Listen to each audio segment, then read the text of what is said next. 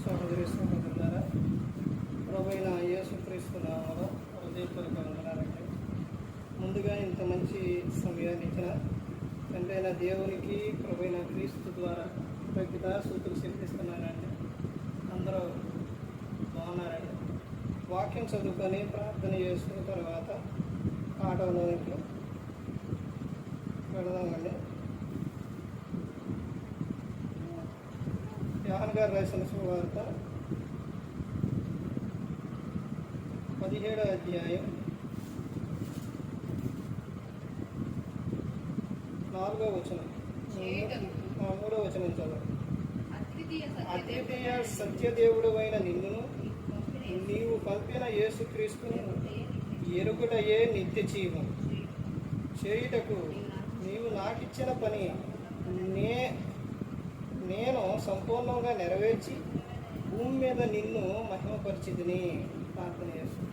పరలోకమందున్న మా తండ్రి, పరిశుద్ధ ప్రేమ గల తండ్రి, గొప్ప తండ్రి, అయా మీ ప్రియ కుమారుడు యేసుక్రీస్తు ప్రభువారి ద్వారా కృతజ్ఞతాస్తుతులు చెల్లిస్తున్నాము నాయన. ఈ కూడికి అంతట్లో మీరే నడిపించండి. వాక్యం బోధించుండగా ఈ లోక సముదాయ జ్ఞానంతో కాకుండా మీ జ్ఞానంతో మాట్లాడే భాగ్యం దయచేస్తారని మా ప్రభువైన యేసుక్రీస్తు నామమున వేడుకుంటున్నాం తండ్రి. ప్రభువైన యేసుక్రీస్తు నామములో హృదయపూర్వక వందనాలండి. దేవుని కుమారుడు యేసుక్రీస్తు వారు లోకానికి వచ్చిన తర్వాత పరలోక రాజ్యం సమీపిస్తుంది కనుక మారు మనస్సు పొందమని ప్రకటింప మొదలుపెట్టారు. అంశం యేసుక్రీస్తును ఎరిగితే ఏం జరుగుతుంది? యేసుక్రీస్తు ప్రభువును ఎరిగితే ఏం జరుగుతుంది? యేసుక్రీస్తు ప్రభువుని సొంత రక్షకునిగా అంగీకరించాలి. యేసుక్రీస్తు ప్రభువు గురించి తెలుసుకోవాలి. యేసుక్రీస్తు ప్రభువు ద్వారానే పరలోకం. యేసుక్రీస్తు ప్రభువు అంటే అసలు ఈ రోజున చాలా మందికి ఆయన గురించి ఏంటో తెలుసుకోలేకపోతున్నారు. యేసుక్రీస్తు ప్రభువారు ఆయనే లోకానికి రాకపోతే పరలోకం లేదు. యేసుక్రీస్తు ప్రభువారు లోకానికి వచ్చి శిలువలో ఆయన మరణించి తిరిగి లేచింది, పునరుద్ధానుడయింది. ఎందుకనంటే మనలను లేపుటకు.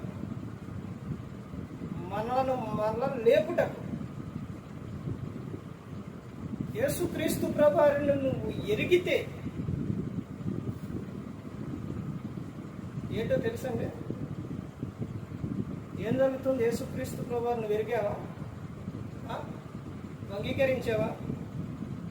యేసుక్రీస్తు ప్రభువు గురించి నీకు ఏం తెలుసు? ఏం తెలుసు? యేసుక్రీస్తు ప్రభువు గురించి ప్రతి ఒక్కరు కూడా తెలుసుకోవాలి.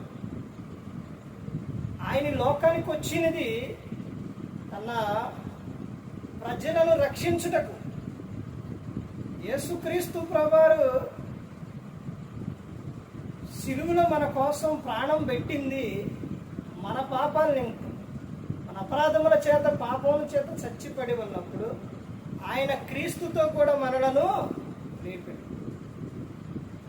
క్రైస్తవుని ఒక గురి ఏంటి అంటే పరలోకం.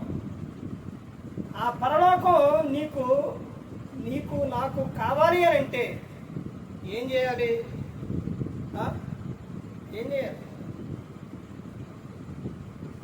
ఏం చేయాలో ఇక్కడ చెప్తున్నారు చూడండి. యోహాను గారు రాసిన సువార్త 17వ అధ్యాయం 3వ వచనం.